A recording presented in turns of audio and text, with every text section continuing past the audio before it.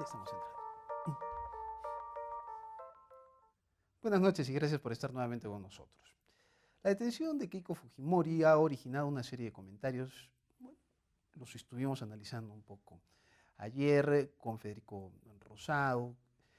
Sin embargo, creo que necesitamos tener un panorama bastante más grande. Creo que este asunto no solamente tiene que ver con penalistas, que están muy interesados en el tema de la libertad o el encarcelamiento de Keiko Fujimori, sino que tiene que analizarse desde un punto de vista más amplio, pues voces que han salido del propio Congreso de la República hablaban de un golpe de Estado. No se refieren a un golpe de Estado en que vengan militares, tanques, rompan la puerta de Palacio y voten a Vizcarra, sino consideraban un golpe de Estado el cerrar el Congreso, por ejemplo, porque en la teoría constitucional el poder está repartido en varias instituciones, inclusive más allá de los tres poderes comunes por algunas otras instituciones democráticas. Es decir, que hoy día vamos a conversar al respecto sobre la detención de Keiko Fujimori, estas voces de golpe de Estado, con Jorge Manrique, profesor de Derecho Constitucional de la Universidad San Pablo. Y más adelante, en la segunda parte del programa, voy a estar con el doctor Víctor Sánchez, especialista en medicina bioenergética. Y es que este año el Nobel de Medicina ha sido entregado a unos investigadores que han desarrollado lo que se llama ahora inmunoterapia, la utilización de nuestro propio sistema inmune y de nuestras células de defensa para combatir el cáncer y los tumores. Soy Enrique Zavala, le recomiendo que ponga su teléfono en modo avión porque empezamos ya las entrevistas. Doctor Manrique, bienvenido. Muchas gracias. Bueno, hice todo un preámbulo, pero quisiera saber qué opinión tiene usted de la detención de Keiko Fujimori, una detención que dicen preliminar y que en opinión de penalistas puede convertirse, o hay altas probabilidades de que se convierta en una detención preventiva. Sí. Bueno, yo creo que el problema, como tú lo recalcas, no es tanto un enfoque simplemente procedimentalista, ¿no?, del asunto penal, sino que el problema debe enfocarse desde las raíces históricas de nuestra patria. ¿Qué es lo que siempre ha ocurrido en el Perú? Que fue denunciado por Manuel González Prada, ¿no? Un país donde pones el dedo salta la pus, un país en el que se ha caracterizado por la impunidad, en la que la misma Keiko Fujimori era la que decía que no podía seguir las cosas así como están cuando estaba de candidata hace varios años atrás, y que decía que la justicia debería ser igual para todos, que debía pesar a las personas no en razón del apellido, ni del poder, ni de la riqueza, que debíamos tener una sociedad que se enfoque precisamente a la persecución y a la sanción del delito y de la corrupción. Desgraciadamente, en los años que vienen ya parecía que ya habíamos tocado fondo, pero cada día, cada vez, cada mes, cada semana, vemos pues la sociedad es remecida y estremecida por todas estas fallas, digamos, que existen en la mayor parte de nuestras instituciones, el Poder Judicial, el Ministerio Público, el Congreso de la República. Bueno, y esto no sale de la noche a la mañana, ¿no? La ausencia de partidos, una democracia enteramente formal, sin que haya foros en la que la población pueda expresarse, en la que tengamos que escoger a candidatos que no conocemos o que nos han sido impuestos y que no sabemos cómo han llegado ahí, en la que las personas ya no quieren tampoco postular, porque el sistema mismo es absurdo. Postular a una alcaldía significa gastar 5 o 4 veces más de lo que el mismo alcalde va a ganar en los 4 años que dure su periodo. Entonces no tiene sentido. Entonces toda esta distorsión que existe es el telón de fondo donde se están produciendo estos problemas. Y si observamos con cuidado vamos a ver de que ya han sido perseguidos, han sido, instruidos, investigados, y se llega a la conclusión, desde un punto de vista de sentido común, evidentemente, comenzamos con un expresidente que es Toledo, después ha venido el presidente Ollanta Humala, su esposa, ha venido luego el señor Kuczynski, que está con detención, y finalmente con la candidata. Con restricción de salida. Exacto. País, ¿no? Todo esto es... Susana Villarán también con restricciones. Y todo esto, en el otro lado, tenemos al gran corruptor, Odebrecht. Pero Odebrecht no solamente ha corrompido al Perú, Odebrecht ha corrompido a toda América y parte de Europa. Pero en esos países se está dando esto que nosotros tenemos, una sociedad que cuando no se sanciona protesta y airadamente ¿por qué no se sanciona? Basta de impunidad. Y cuando se sanciona protesta al revés, se dice ¿por qué? La presunción de inocencia. Entonces ya no se sabe qué hacer. Y lo que es peor es cuando se opina sin conocer los expedientes. Se dice, señor, esta es una cuestión arbitraria. ¿Y por qué es arbitraria? Porque dice que no será aprobado. Dice que dice. Pero nadie, entre ellos yo no conozco, no puedo conocer lo que dice la resolución del juez. Conozco las resoluciones en el caso anterior, por ejemplo, en el caso de Ollanta Humala, conozco la resolución del Tribunal Constitucional que declaró que fundó el habeas corpus en un caso similar, también con la Odebrecht, pero por una votación de 4 contra 3, y en la que evidentemente esto no se trataba de personas arbitrarias, ¿no? Sino que hay un factor político también, un factor tradicional, ¿no? Y que yo me alineo definitivamente por la minoría ¿no? de este asunto, porque se busca de 20, 30 pruebas que te llevan a una verdad, se busca una para de esa inferir todo un discurso que sea la base y sustento para evitar la sanción. Entonces, así, si vamos a buscar que se pruebe a rajatabla una autoría o cualquier delito que tenga que estar grabado, que tenga pruebas, entonces,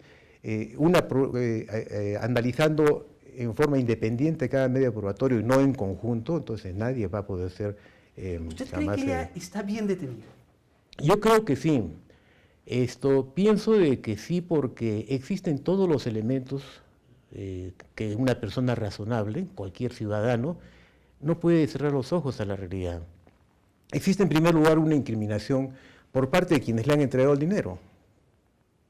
Dice, sí, hemos entregado $1.200.000. Y a tal persona. Y a tal persona, y lo hemos entregado a su secretario, Jaime Yoshiyama, y al otro secretario que tenían. ¿Y cómo han lavado ese dinero? Porque ese dinero, ¿cómo entra?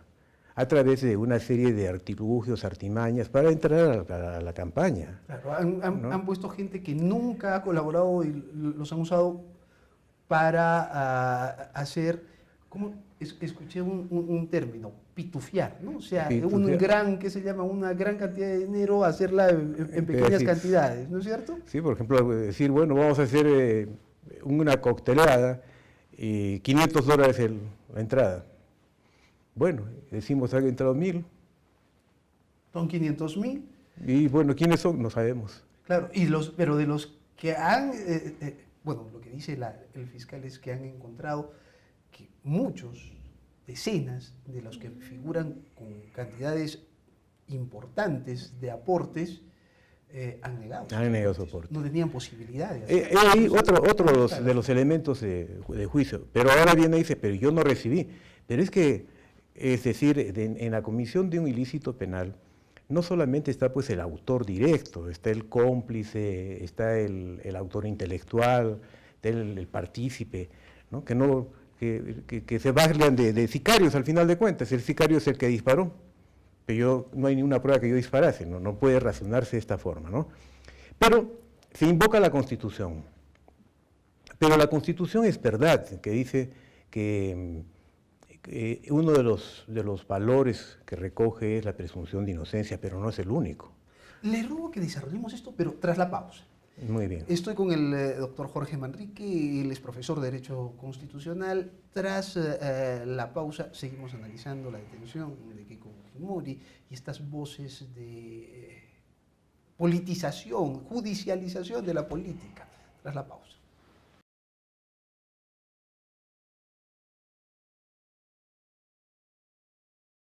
Estamos de regreso en el programa. Sigo con Jorge Manrique, él es profesor de Derecho Constitucional.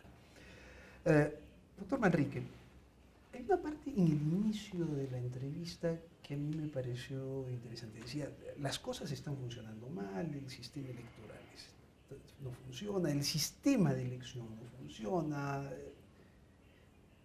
no funcionan muchas cosas de esta democracia. Es momento, como dicen algunos, de un nuevo pacto, es decir, una nueva constitución, o nuestra constitución es modificable, ajustable. Bueno, yo pienso de que el hábito no hace al monje, ¿no? El país, nuestro país se ha caracterizado por tener hasta 12 constituciones, cuando Estados Unidos tiene una. No vayamos más acá nomás, en el año 1978 España tiene su constitución que actualmente rige y nosotros copiamos parte de ella en el año 1979 y ya tenemos una de por medio. Entonces, el remedio no es cambiar las leyes, sino que se cumplan las leyes, ¿no? Alguien decía que debería ser una ley simplemente sabia, que cúmplase todas las leyes de la República y se acabe el problema. Bueno, pero esa es una forma de expresar. El asunto es de que la desnaturalización de la democracia es la oclocracia. La oclocracia es simplemente que la población ya no busca valores, ya no busca líderes, ya no busca paradigmas de comportamiento, ya no busca los mejores para que puedan representarlos. Ahora las poblaciones en los sistemas oclocráticos lo que busca es su igual, o sea, el pueblo busca a la persona que es la más viva, la que no tiene valores, el antivalor. Por eso es que se eligen a quién, a delincuentes en buena cuenta, a comeoros, a robadores de energía, hasta personas que se dedican ¿qué te puedo decir? O peor aún, evidentes narcotraficantes, ¿no? Personas que tienen procesos y que en trámite y que han sido condenados. Bueno, es decir, con honrosas excepciones, no podemos generalizar. Pero lo que estamos viendo es esta falta de democracia, porque la democracia es una práctica, no es un nombre ni un rótulo. La democracia se basa en la existencia de partidos y en el funcionamiento efectivo de partidos. En el hecho de que las personas puedan ir a un lugar donde puedan discutir, puedan compartir ideales. Pero eso no existe en el Perú. No, ese espacio, los partidos políticos, que no funcionan, no ha sido ocupado por nadie. Y entonces ahora tenemos simultáneamente esto de la explotación, que ha explotado el sistema de comunicaciones, los famosos celulares, que es el cerebro que la juventud tiene guardado en el bolsillo, mayoritariamente. Y entonces hay una ausencia de valores, una ausencia de aspiraciones, y la única aspiración es hacerte rico en la mejor forma que puedas. Hay un egoísmo. Usted ha hablado de la oclocracia. ¿El éxito del fujimorismo fue esa oclocracia? O sea, el buscarme igual, el que se comporte igualito que yo. Que probablemente, porque ante la ausencia de partidos lo que se ha destruido los partidos generando la lucha entre ellos, generando que imploten, ¿no? Dentro del mismo partido al hacer el voto preferencial. En el voto preferencial han salido todo lo malo del ser humano. Y entonces no queda ni uno, todos son enemigos entre sí. Y esta dispersión, digámoslo así, en la época negra que ha pasado de la época de Fujimori, ¿cuántos hemos visto que han delinquido? Hemos visto, todavía están los videos en las redes, ¿no? Cuando Montesinos ahí, con los que ahora son parlamentarios, hasta presidente del Congreso, dice: señor, nos hemos apoderado del Poder Judicial, nos hemos apoderado del Ministerio Público, nos hemos apoderado del Consejo Nacional de la Magistratura, nos hemos apoderado de la radio y televisión, nos hemos apoderado, y nos faltan solamente 2 instituciones, y todo el mundo aplaudía. Ese conjunto de personas que ya fue un sistema de desfalco nacional, ¿cuántas han pasado a la cárcel? No han pasado ni de 2 docenas. ¿Y el resto? Y el resto se ha mantenido, ¿no es cierto?, en reposo, esperando el momento. Y eso es lo que hace que nuestra sociedad no pueda salir de... Los partidos políticos son importantes. Tal vez por eso es que da pie a reclamos como los que ha habido ante la detención de Keiko Fujimori. No han salido a decir, por ejemplo, bueno, curiosamente Becerril, ¿no? O sea, tal vez la persona menos indicada, pero él hablaba y decía: estamos llegando a la judicialización de la política, ¿no?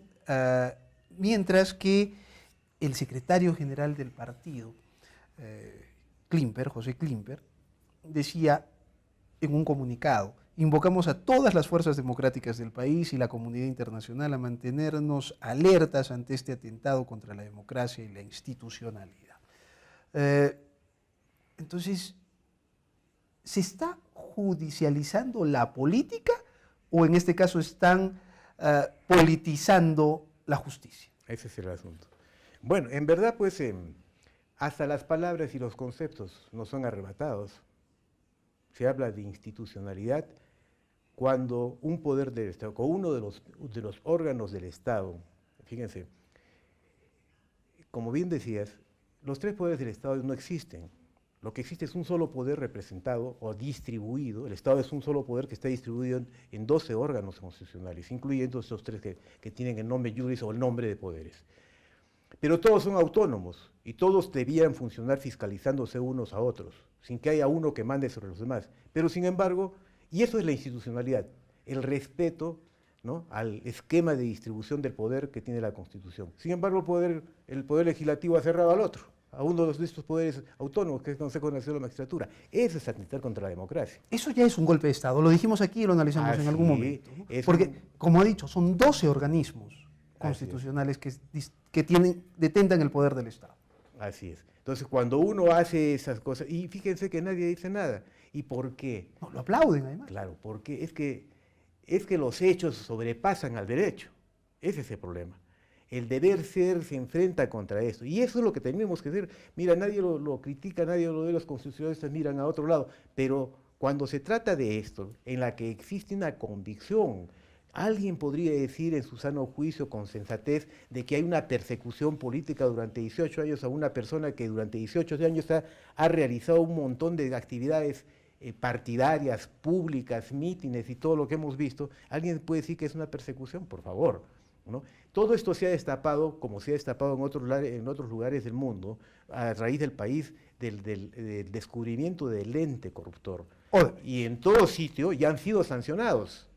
Han sido sancionados con los mismos elementos de juicios con que nuestro Poder Judicial debería funcionar, ¿no? Y es lógico que estando en un Estado totalmente, digamos así, corrupto, un Estado que ha sido tomado por pseudo partidos políticos, tengan que caer y deben ser reemplazados aquellos que durante 20 años, sin ninguna vergüenza, ningún pudor, son los autores de lo que viene ocurriendo. Se reeligen año, quinquenio tras quinquenio, se prenden de la ubre del Estado y no lo sueltan hasta morirse. Ahora, el asunto es que en este caso se arma el escándalo de Keiko, pero parece que las cosas no van igual para todos, ¿no? Nadine Heredia y Ollanta Humala se soplaron bastantes meses de cárcel, pero, por ejemplo, los miembros del Club de la Construcción, es decir, los ricos que entraron, es cierto, pero salieron, y un poco rápido, ya no están ahí adentro, ¿no es cierto? Y ahora, entonces, parece que las cosas de todas maneras no funcionan igual. En medio de todo esto, ¿qué papel juegan los ricos? O sea, ya no el poder del Estado, sino el poder fáctico. Es que el poder fáctico captura, pues, ¿no? Captura las instituciones. Y dentro de las instituciones hay algunas que quieren remozarse. Por ejemplo, el Poder Judicial. Hablemos del Poder Judicial, hablaremos del Tribunal Constitucional, hablemos de las instituciones del Parlamento rápidamente. En Brasil, ¿no? En Brasil, cuando surge esto, surge un juez. En España surge un juez, un conjunto de jueces que revitalizan todo y la sociedad los apoya y pueden cambiar las estructuras, fíjese, a través del papel preponderante que juega el Poder Judicial. Pero ¿qué pasa acá? Sale uno o dos jueces y rápidamente son cercados, hostigados y de repente no te llama la atención que sean destituidos o obligados a renunciar. ¿Por qué? Porque más es el poder, más son esto que vemos en la televisión, la concertación, la captura del poder entre todos los órganos del Estado. Hay una conexión interna entre esto. No hay, y estas personas que son las culpables, que venimos reeligiendo, porque eso es lo que ocurre, son las mismas, que están aferradas a los mismos cargos. Y solamente podrá haber cambios cuando ocurren algunas cosas que son productos de las circunstancias específicas y especiales de nuestra sociedad, que está en un momento de crisis. Y cuando está la crisis, tiene que adecuarse el derecho a esa realidad para poder buscar una solución. Si no, estamos muertos, no podemos hacer un derecho ideal, ¿te das cuenta? Entonces lo que tenemos que hacer es buscar un cambio. Antes de que sea un cambio por la fuerza, un cambio por la violencia, deben ser un cambio de las estructuras a través de las normas, a través de la aplicación del derecho que puede hacerse, ¿no? Y debe hacerse. Por ejemplo, esto que está ocurriendo tiene también su parte buena. Fíjate, se ha prohibido la reelección congresal, que en teoría pura de política constitucional, bueno, es deseable que siempre haya reelección, pero que en nuestro caso concreto, en nuestra sociedad que está como está, es lo peor que puede ocurrir. Ahora bien, cuando en este momento se dice no votes por la cuarta pregunta, por la bicameralidad, por la bicameralidad, se está cerrando la posibilidad de que haya la reelección de todos ellos. Ninguno puede ser reelecto. Y entonces, fíjate, vía por mandato de la ley, y si es que el pueblo no aprueba esta moción, tendríamos que renovar todo el Poder Legislativo. ¿Y cuál es la consecuencia de estas disposiciones que son muy criticadas, pero que son de emergencia? Es el hecho de que ya no va a haber dueños de los partidos, sino que a la vez que una persona, un grupo de personas están representando, ya no están complotando y formando grupos de los partidos, familias, para ser reelegidos, sino que van a surgir otros líderes, otras personas, ¿no? ¿A quién? Porque no tenemos mucho de quién se va a revitalizar ya sabiamente la democracia. Sigamos hablando de eso tras la pausa. Perfecto. Estamos con el doctor Jorge Manrique, profesor de Derecho Constitucional. Tras la pausa seguimos en Modo.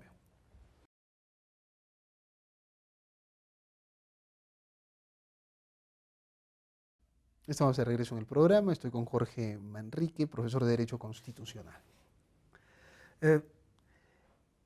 Estábamos hablando ya a otra parte del telón de fondo, porque antes de que hubiera la detención de Keiko Fujimori, la noticia era que el presidente había salido a decir que voten por 3 de las 4 reformas, pero que no voten por la bicameralidad que había sido tergiversada, trastocada por el Congreso. El asunto es que hay algunas personas que no entienden. Él promovió la bicameralidad. ¿Queremos bicameralidad o no queremos la bicameralidad? ¿Esa era una reforma sustancial en el país? Bueno, sí, es importante la bicameralidad, pero habrá que priorizar, ¿no? La forma como ha sido distorsionada el Senado, que uno de los requisitos es haber sido congresista, ¿no?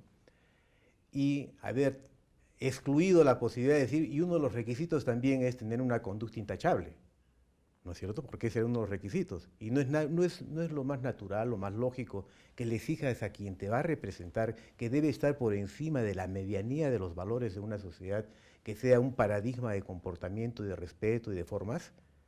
Entonces, no es exagerado exigir a estas personas que nos van a representar y que van a ser, como te digo, modelos de nuestros hijos, de nuestras generaciones, sé como él, debería ser el asunto, digan, no señor, esto es no queremos que se ponga que sea unas personas intachables. Interpretando en contrario es que queremos personas que sea todo lo contrario de las intachables. Por otro lado, dicen deben declarar sus ingresos y sus intereses, precisamente para que no legislen en favor de grupos y evitar la corrupción. No queremos hacer nuestra declaración. Pero esa declaración no va a salir pues, en todos los periódicos, esa declaración tendrá acceso al Ministerio Público, deberá tener acceso a la Superintendencia de Banca, al mismo Congreso, ¿no? A una serie de instituciones, de tal manera que pueda haber el tipo de controles, que los órganos se controlen unos a otros como debe funcionar en un sistema constitucional.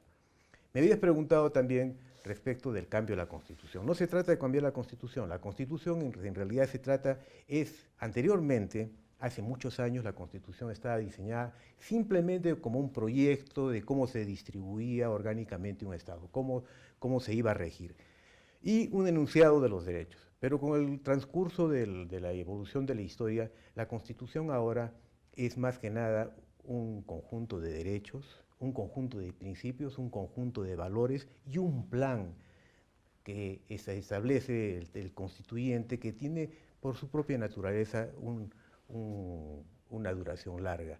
Es decir, ¿qué es lo que queremos que sea nuestra sociedad? ¿No?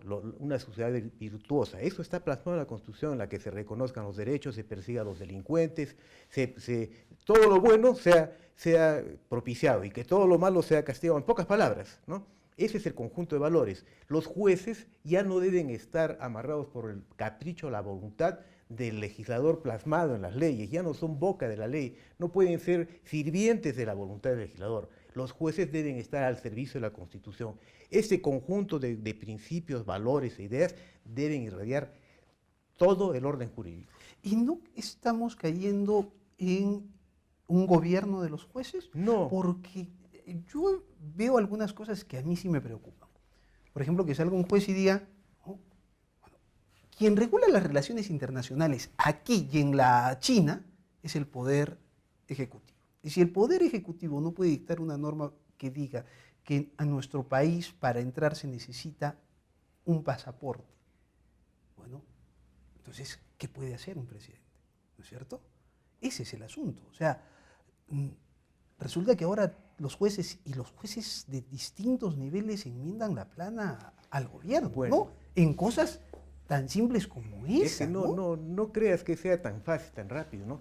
Estábamos hablando de los valores, que, como te está diciendo, irradian todo el ordenamiento jurídico, pero no solo el ordenamiento jurídico, irradian también las relaciones entre las personas, ¿te das cuenta?